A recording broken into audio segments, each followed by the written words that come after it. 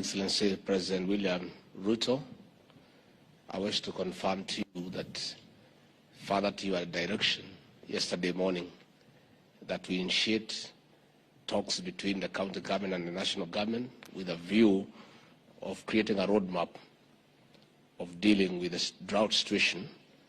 A meeting took place this morning under my chairmanship, and we have already briefed you that we have agreed on the way forward. And I want to assure the people of Kenya that the President has directed that he wants a continuous engagement because we serve the same people. And out of that consultation, a roadmap has already been created going forward. Your Excellency, let me also confirm to you that, further to your direction, that you want transparency in the distribution of relief food. It has been agreed that the food that you are flagging off today and subsequently will not be distributed by county commissioners alone. It will be a concerted effort between the national government administration, the county governments and our development partners, so that there is transparency and there is efficiency. So, Your Excellency, let me also confirm the way you have directed that we meet weekly and keep you appraised and the people of Kenya appraised on the situation on how we are dealing with this problem. With those few remarks, it is now my pleasure to invite the President of the Republic of Kenya to make his remarks. Karibu sana. Thank you. Thank you, Mr. Deputy President. Governors present here, ministers, friends who are partners with us in these efforts, friends who are partners with us in this effort from the World Food Program, from Safaricom, from USAID, and all the other organizations present here today. Ladies and gentlemen, this afternoon we are here to flag off food, as has been mentioned by our CS responsible.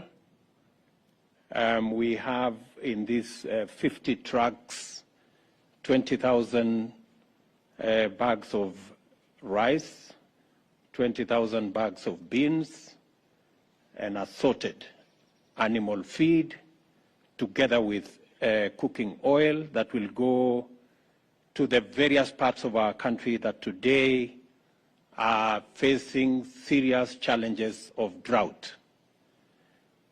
3.5 million citizens in the Republic of Kenya are today severely affected by drought, not to mention livestock and other areas that are affected, delivery of water, the absence of pasture in many parts of our country. Currently, we have 23 counties across the country that are suffering the very serious and severe effects of drought. To avert any untoward further suffering of citizens in these areas, I did ask my deputy to convene a meeting of governors and all the other stakeholders, and we now have a plan of action to build on the plan that existed before, so that we can efficiently and expeditiously deal with the effects of drought in the various parts of our country.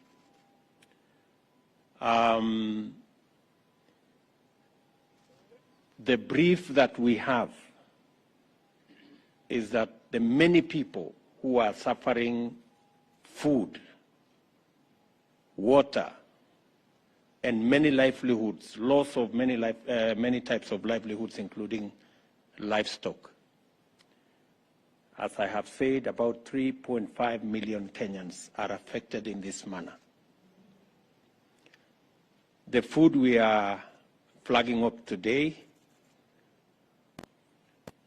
the next consignment, I have already agreed with the ministry concerned and with Treasury to make resources available so that the next tranche will be on Friday, And on a weekly basis, we will assess the situation and see what this intervention will mean for the people around the country and what additionally can be done as we go into the future. I want to commend development partners who are working with us, who are distributing food, those engaged in cash transfer on the ground. I have asked that we are going to have a meeting on Wednesday with our development partners so that we can harmonize our approach and make sure that we avoid any duplication in any part of the country, and so that we can leverage on the county teams that are assisting in identifying beneficiaries of this food and other items. I have also instructed the ministry responsible for water to urgently mobilize water bowsers so that we can deliver water to many parts of Kenya, and under the direction of the Deputy President, they will map out the areas that require water bowsers together with the governors present here and those who are not here, so that again we can be able to address that challenge of water around the country. Thirdly, we have also agreed that county governments will equally make provisions in their budget, even if they have to slow down some of their projects and programs, so that we can take care of this situation. The same thing we are doing at the national government. We expect county governments to adjust their budgets so that there can be available additional resources to take care of the drought situation in the country.